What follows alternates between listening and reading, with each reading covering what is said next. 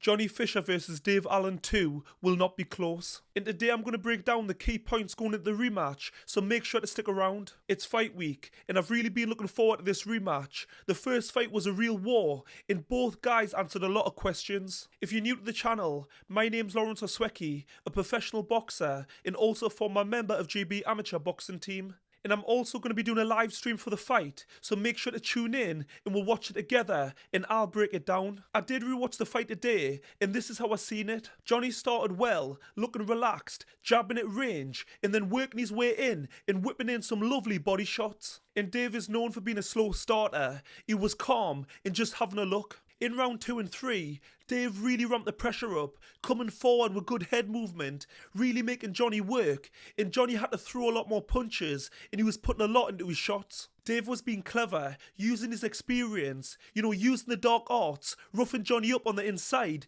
dirty tactics, and then he started to use his famous overhand right, and it was a sign of what was to come. The first 4 rounds I gave to Johnny because he was outworking Dave.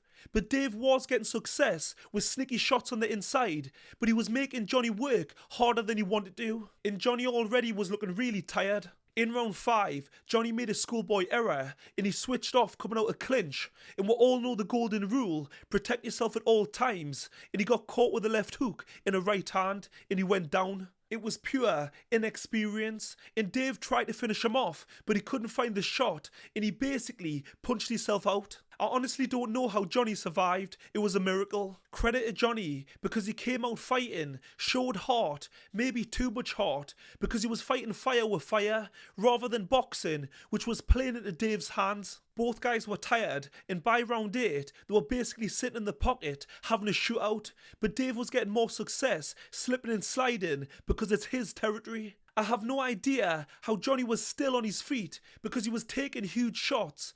He was somehow becoming accustomed to the shots. And like I said, both guys were tired, but the difference was Dave's experience. He's been there before. And at the end of round 9, he catches Johnny with a big shot, but the bell goes and Johnny stumbles to his corner. Round 10 was messy, it was close, but for me the more damaging shots were coming from Dave. It was a great fight, and I was there live in Riyadh with a pain game. And when I heard split decision, I thought, wait a second.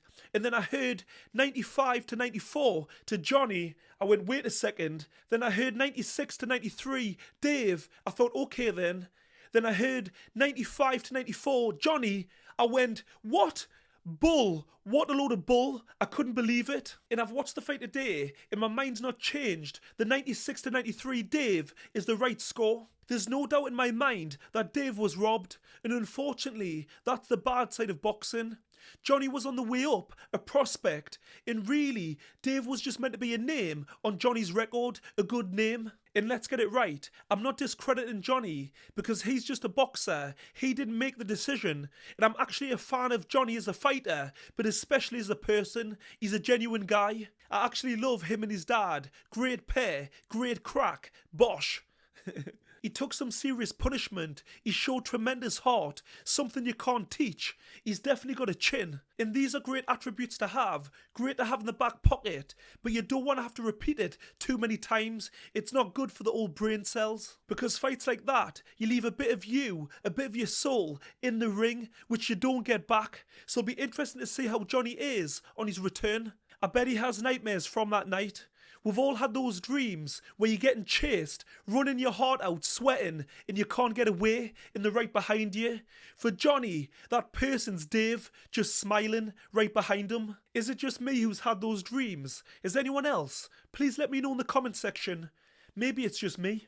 Johnny actually started really well, really relaxed but explosive. He was doing some great body work, but everything was behind the jab. It started with a jab. And this is what Johnny needs to do in the rematch. Box at range, keep it long, then jab your way in, get your shots off, then get back to range. And yes, I know, that's the problem. It's easier said than done because Dave is a slippery fox. The way Dave slips and slides, rolls shots, catches them, all while applying the pressure, is difficult to deal with. If you let him get into range, in the pocket, he's a problem. He'd be a nightmare in a bar fight, in that close quarters. dangerous. We know that Johnny can really punch and he's got a chin. If he can stay relaxed, box behind a jab, then explode in, then he can win. But the key, easier said than done, is to keep it long to mid-range, use his jab and use his feet. It's about being patient, picking his moments, when to fight, because there's no doubt about it, Dave will make him fight at times, but it's about being disciplined and not getting carried away. From the start, Dave knew exactly what he needed to do, because years ago, the pair had sparred, and at the time, Johnny was very inexperienced in Raw, and obviously Dave got the better of it. And more to the point, Dave had the experience and the ability to take that data and draw Johnny into a dogfight. When I've been watching the build-up, Johnny had said when he got hurt in round 5, it was because he listened to Dave. When he caught me in that 5th round, he said break and caught me with a left hook. Why the hell would you listen to your opponent say break? That's Dave's experience, getting into Johnny's head, getting him to follow instructions. Crazy. Crazy, but clever. That's what I look back on and I do kick myself up. What am I doing? What am I an idiot? But despite what Dave says, I do think he underestimated Johnny because I don't think he thought he could handle the pressure or his power. And to be totally honest, he surprised me too, because I also thought the same. Because I knew how good Dave was, because he used to come for sparring back in my GB days in Sheffield, and he used to spar with the likes of AJ, Joe Joyce and Fraser Clark. I've actually had Dave on this channel a while back and we talked about it. You're someone obviously I've known for a very long time, a few years older than me, so obviously I looked up to you, starting out boxing. Yeah, back then when I was sparring like Josh and Joe Joyce, sometimes but you know what it was, I was showing off. I'd turn up, I'd give them 3 shots, I'd bring me packed lunch that I would not eat at work that day. I'd be eating cheese sandwiches between rounds of can of Coke and that while I was in the gums of the med guard on, and it's just youth, innit? It's youth. This fight, the stakes are high, especially for Johnny, because he's the younger man, the prospect, and he needs this win so he can springboard off it and advance in his career.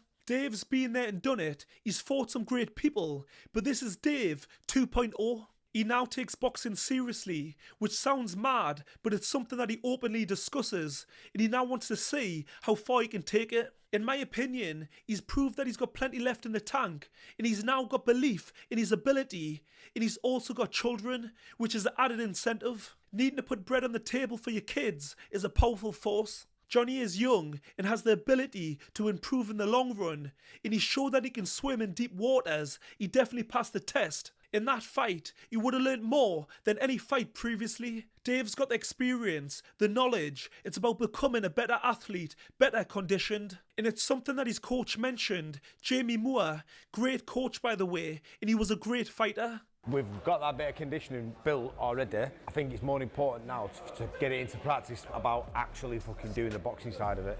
For any young fighters watching, take note because this is important. When you're training for a fight in camp, you should be to focus on boxing, not making weight and getting fit. So Dave's in a much better position going into the rematch than he was in the first fight. Because going off what the coach said, Jamie Moore, the first camp was about getting fit and losing weight, which is no good. In the first fight, because of Dave's lack of fitness, he was losing concentration, switching off and neglecting his defence. But with better fitness and conditioning, the ability to stay focused, switched on, will be easier. The casual fan who watch boxing, they go, why is he not jabbing? Why is he not moving his head? Why is he not letting his hands go? When a fighter's tired, it's hard to think, never mind let your hands go. Respectfully, putting it politely, if you haven't been there and done it, you haven't got a Scooby-Doo. Okay, so what is my prediction? I said this live on the Pain Game in Riyadh, and my mind's not changed.